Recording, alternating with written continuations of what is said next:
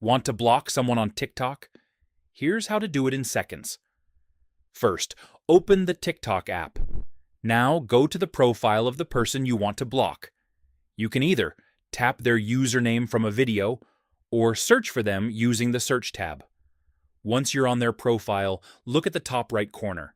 Tap the share arrow or the three-dot menu. From the menu that appears, tap block. TikTok will ask you to confirm. Tap block again.